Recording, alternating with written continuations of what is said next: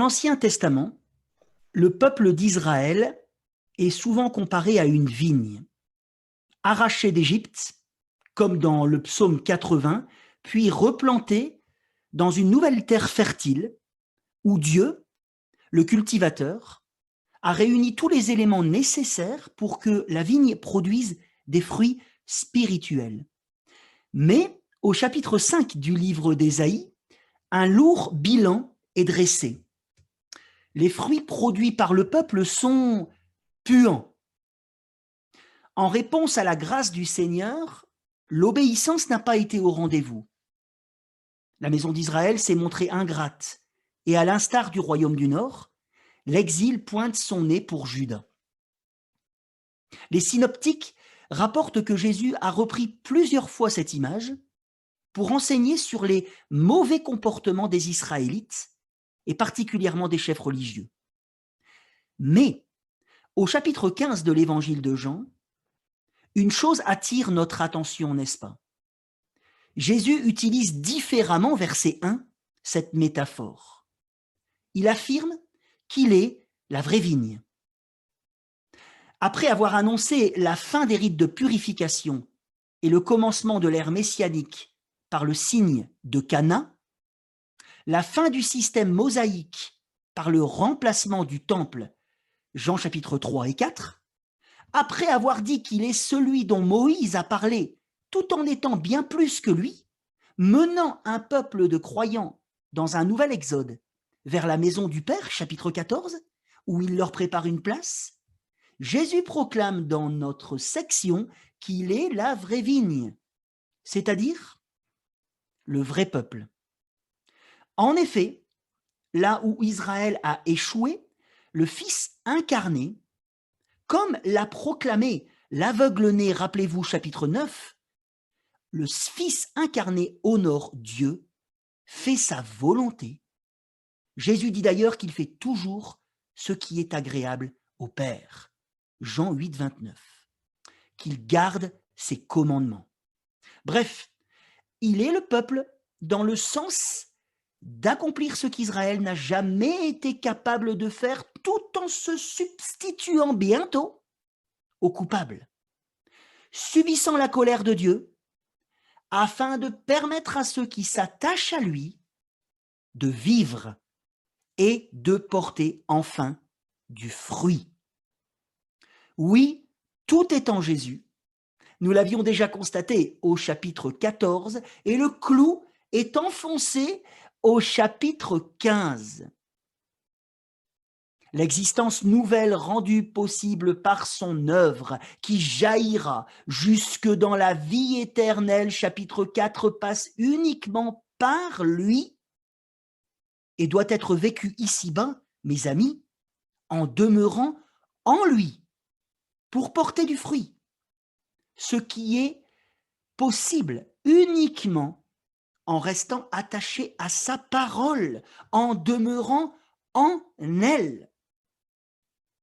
Si il est clair que c'est par Jésus que nous avons la vie, lui qui a la vie en lui-même, chapitre 5, verset 26, que ce n'est pas par les Écritures ou en elles que nous pouvons avoir la vie, chapitre 5, verset 39, comme le pensaient les pharisiens. Demeurer en Jésus se voit néanmoins par le fait de porter du fruit, ce qui est possible uniquement par le fait de demeurer dans sa parole, puisque elles sont esprit et vie. Chapitre 6, verset 63. Notons, mes frères et sœurs, que pour Jésus, il n'est pas possible de demeurer en lui et de ne pas porter beaucoup de fruits. C'est ce qui devrait nous interpeller. Verset 5, verset 8. Un sarment infructueux n'a pas la vie du cep en lui. Une lapalissade agraire, avec une conclusion abrupte, mais tout à fait logique pour un agriculteur lambda, en tout cas ceux que je côtoie dans les Hautes-Alpes où je vis. Le père est le vigneron. Et comme n'importe quel vigneron, les branches sans fruits, il les coupe, elles sèchent, et on les brûle.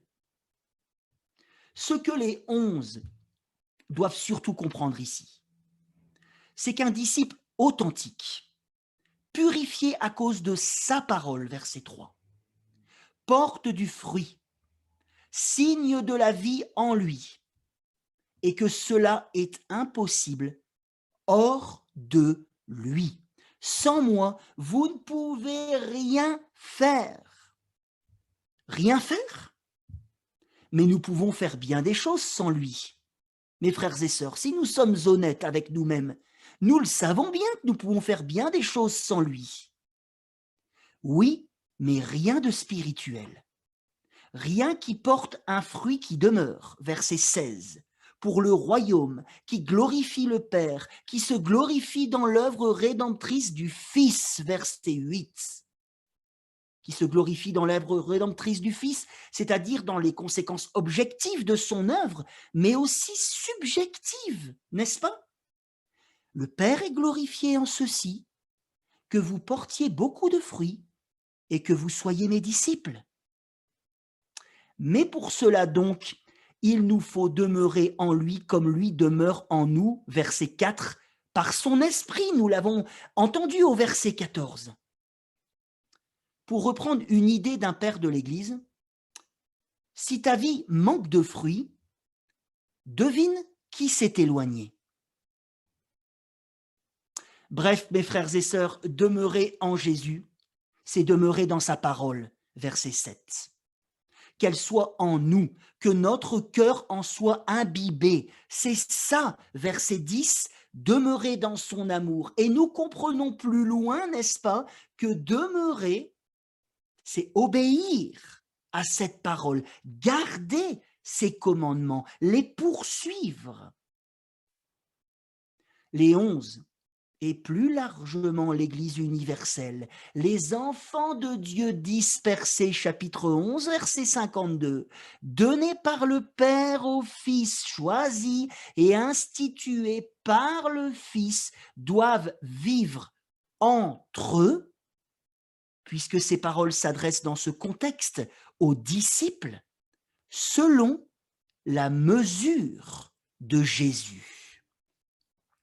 Saint Augustin disait que Jésus est don, mais aussi exemple. Et en effet, avez-vous remarqué que la conjonction de comparaison, comme ou de même, revient souvent dans ce texte? Comme Jésus demeure dans l'amour du Père par le fait de garder ses commandements, nous devons nous aussi demeurer dans l'amour de Jésus par le fait d'obéir, et notamment au commandement de nous aimer les uns les autres, comme, verset 12, il nous a aimés.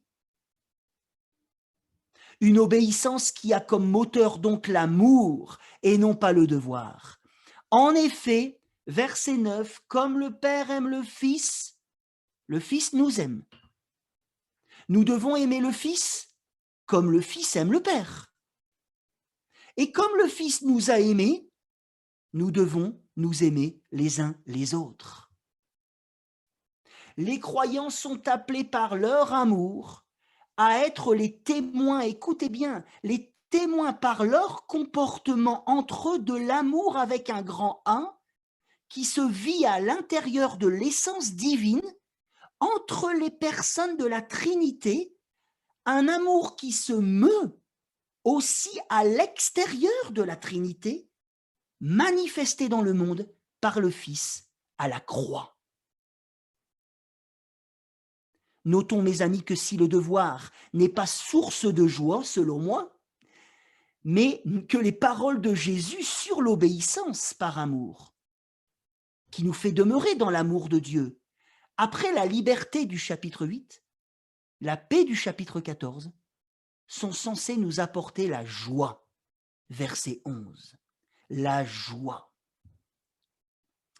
Petit focus sur l'amour que nous devons pratiquer prioritairement dans la communauté. Il doit être comme je vous ai aimé, non pas moi, mais Jésus.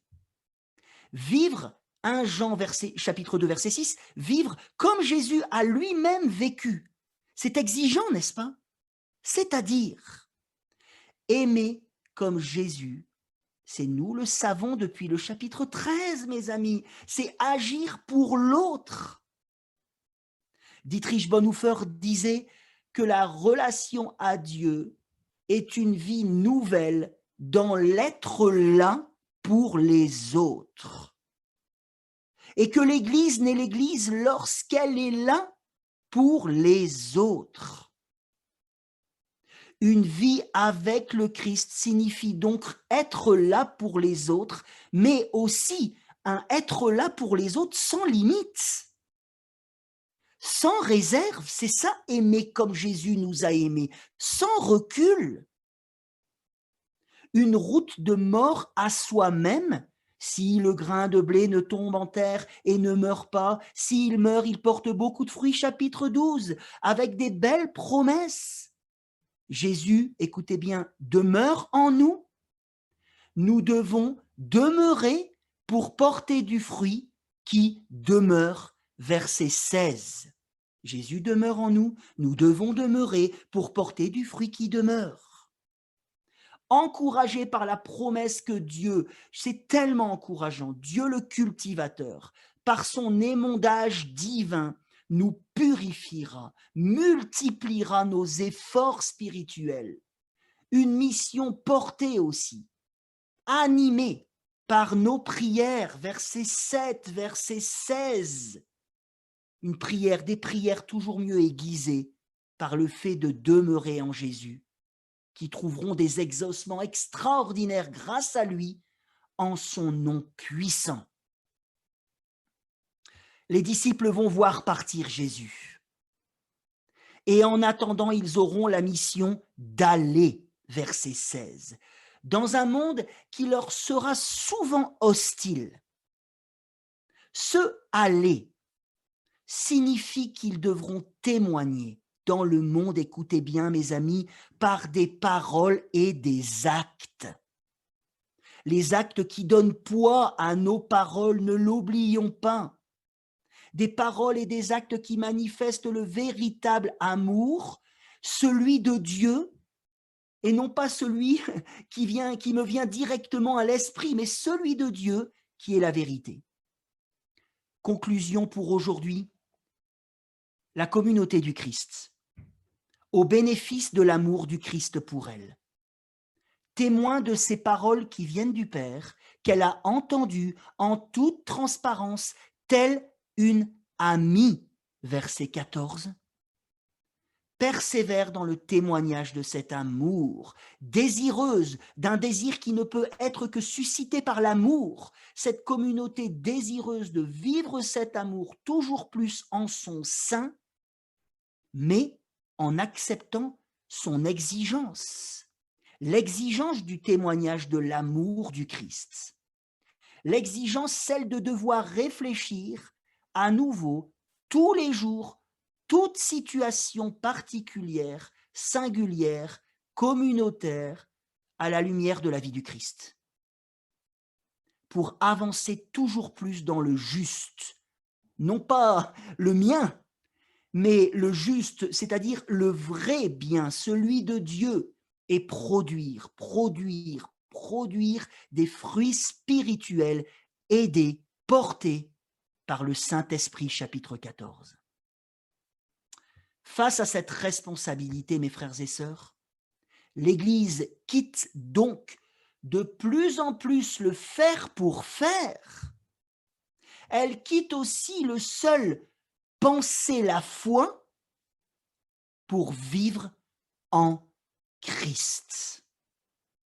Et je conclurai avec cette phrase de Jean Chrysostome, père de l'Église du IVe siècle. Aimer le Christ, c'est pratiquer la vertu, celle du Seigneur, de façon absolue pour l'amour de Dieu. Merci de m'avoir écouté.